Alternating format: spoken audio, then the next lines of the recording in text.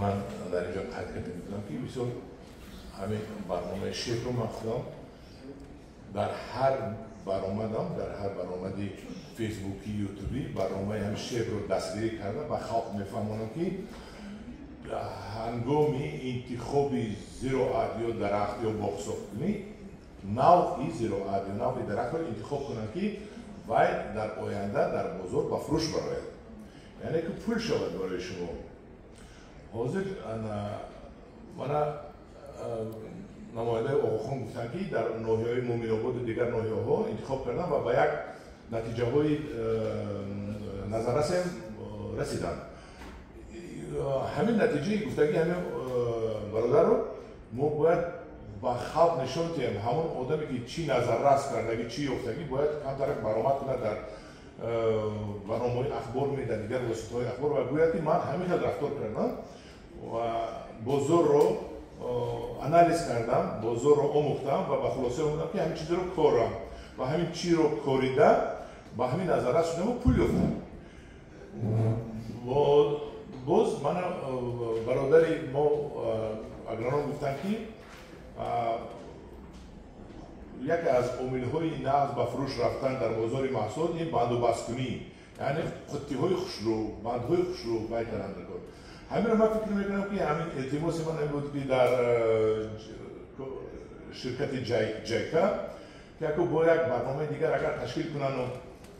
ساختن همین ظرف‌ها رو نشون دهند بندوبست رو نشون دهند برای که خلق همون وقتی میفهمد که با اون نشون دهند من از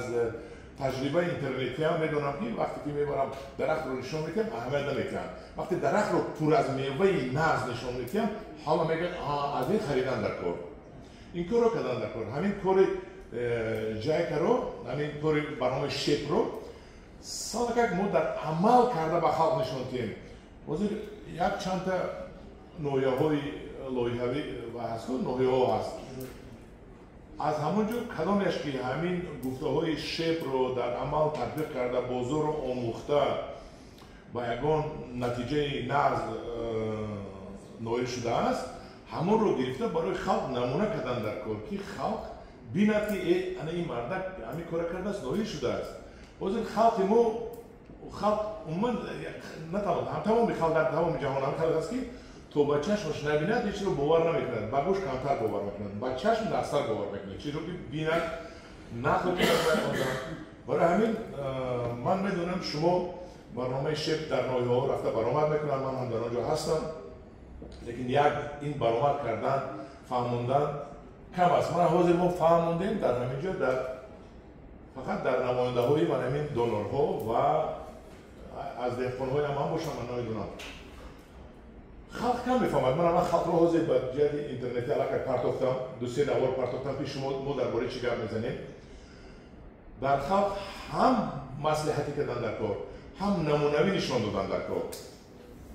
نمونه یعنی که تجربه بی این تجربه در دوام یک ماه دو ماه نمیشه این یک سال دو سال سه سال میشه